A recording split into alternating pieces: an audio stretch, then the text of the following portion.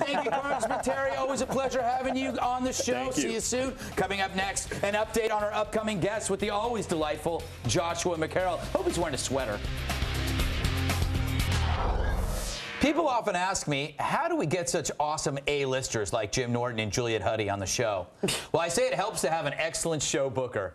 But since we don't have one, we make do with Joshua McCarroll. Yes, it's time for another installment of Guess Who's Coming on Red Eye. He knows guest wrangling like I know word mangling. Joshua McCarroll. How are you, Josh? I'm doing great, Greg. I'm happy to be back here. Got my board. Also got my assistant who's mute and a little slow. And I'm also happy to share a little bon mots about booking the big shots, Greg. All right. So how are we doing on getting the creator of Law and Order, Dick Wolf? I hear he loves to do talk shows. Well, as you know, I did request Mr. Wolf, and he passed on the show, but I don't think that's any reason to name call Greg. Why? What did I call him? You called him the D word. Rude. I'm sorry. It's Richard Wolf. He can't do the show. Did he give any reason why he said no? Did he just say he's not coming on? Well, it was one of those things where they're sorry that he can't do the show. However, they do have another D-lister that would be more than happy to do the show. Fantastic. So we got somebody else. All right. Well, see, you're almost doing half a job.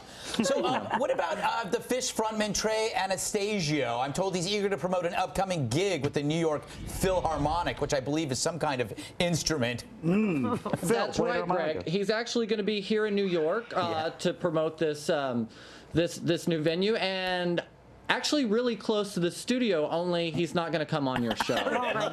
So he's actually in the area. He could actually walk to the studio. Feet away. He's basically across the street, and he's still not going to do Red Eye. No, he's not, Greg.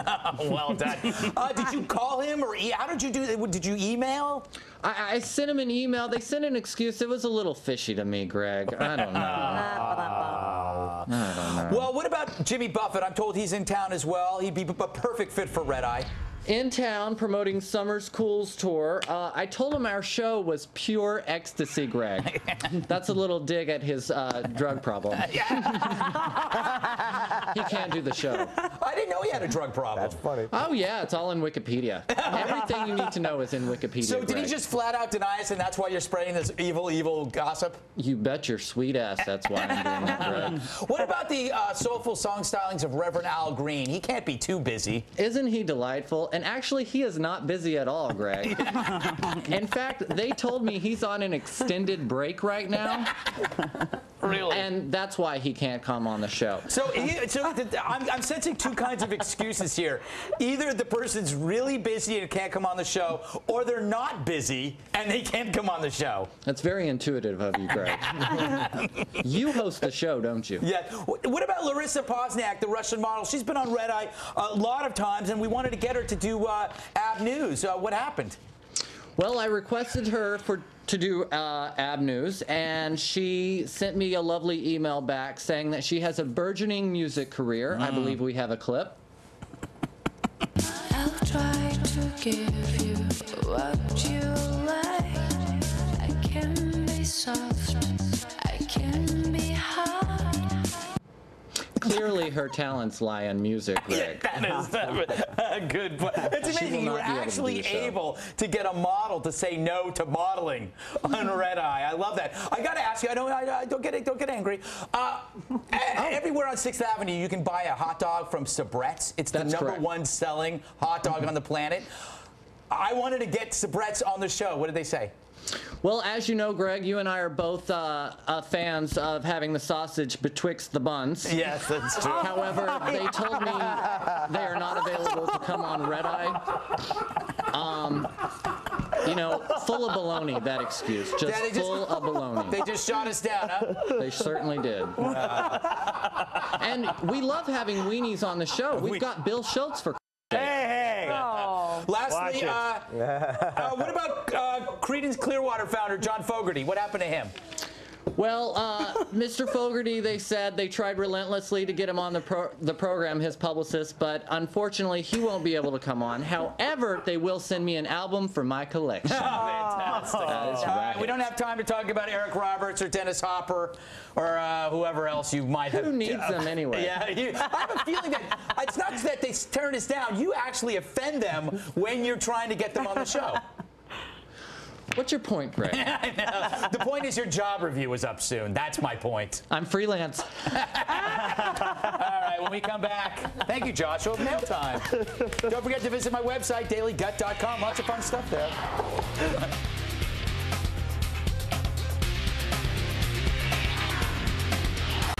This is BBC World News. I'm Jonathan Charles, kept hidden for almost 2 decades and forced to bear children. I don't speak German, but I think the BBC anchor was having trouble with his punctuation. Yeah, punctuation. Can we see it again? This is BBC World News. I'm Jonathan Charles, kept hidden for almost 2 decades and forced to bear children.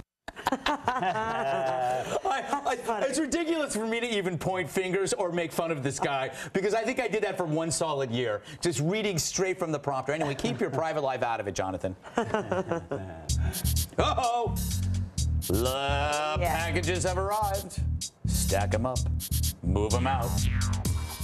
I don't know what that means either. It's mail time. The address is redeye@foxnews.com. You write, I read, then we go ice skating in a rink filled with blood. Here we go. Somebody who texted us from Michigan. Did you know that they text from Michigan? What's text? I don't know. When does the new book come out? The Bible of Unspeakable Truths will come out May 25th, 2010. I just dropped it off today. So write down that date. I urge everyone to buy a copy. In fact, if you purchase one, I will autograph it using Bill's blood. What? Yes, I will be stabbing Bill with a pen and then signing my name every time a book is sold. I won't stop until I run out of books or Bill's blood. Mike from Hollywood. That's a famous place. California. I'm pitching Red Eye, the movie, to studios out here in Los Angeles. I wanted to get your thoughts on casting. I was thinking of casting Peter Dinklage, a dwarf, as you. Any thoughts on who should play Bill, Andy, and Pinch? Hey, Mike, I understand why you might think I'm short, but I'm not short. In fact, to give you some perspective of how tall I am, can we have a side-by-side with me and an object of similar height? Oh my gargantuan! We are nothing if not professional. That is so realistic looking, Greg. Realistic. Wow! Where were you in France? You know, we don't need CGI here. All right. We have the truth. Yes, Will. Yeah. From Atlanta writes, on a previous show, Remy Spencer said she and Bill went to college together at some point. On Friday, you showed a clip of Bill on a cheerleading squad, which looks like from when he was in college, and which contradicts the statements that he is hetero. Will, you mean this tape?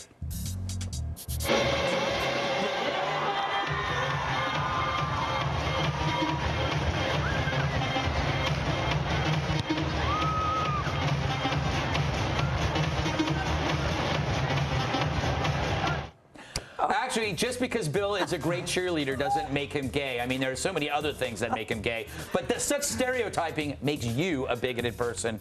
Bill, what do you have to say about such intolerance? It follows you wherever you go. First of all, I'm not gay. Not that there's anything wrong with that. I told that to you time and time again, as I did to our booker this morning as he was making me breakfast. Why won't you make out with me, Dad? We'll talk after camera. But I have to say, this is actually very true. When we were filming that clip, Jim was looking at me going, I really didn't know. You really thought that was me. We don't know. All right. Susie emails us, I'm about to leave New York City for East Bumblefudge, Florida with the love of my life. He's taking me 1,300 miles from my hometown and hasn't even asked for my hand in marriage. Wow. Do you think it's okay to propose to him on my birthday? It's Thursday, by the way. If you could give me some advice, it would be awesome. Susie, if my response is too late, I apologize, but in no way should you propose to a man who is forcing you to move across country without first asking you for your hand in marriage. If anything, you should dump him immediately. Anyway, if you have his number, feel free to forward it to me, and I'll talk some sense into him. Or talk something into him, anyway. We'll close things out with the post-game wrap-up from TV's Andy Levy. And to see clips of recent shows, you just go to foxnews.com/redeye.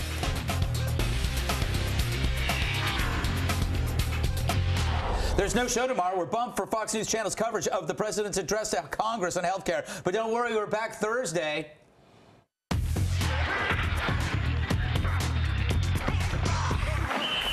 What's up, Andy? Hey, Jim, when you were out in L.A. with Leno, did y'all talk about Red Eye a lot? We actually did. He's a fan of the show. No, he's not. No, you're right. Well played, sir. Well played. Back to you, Greg. Thank you. Thank you, Andy. Juliet Huddy, always a pleasure. She's having you. delightful. She is delightful. She defines delightful. Bill Schultz disgusts me. Jim Norton, delightful as well. Whatever. I got felt by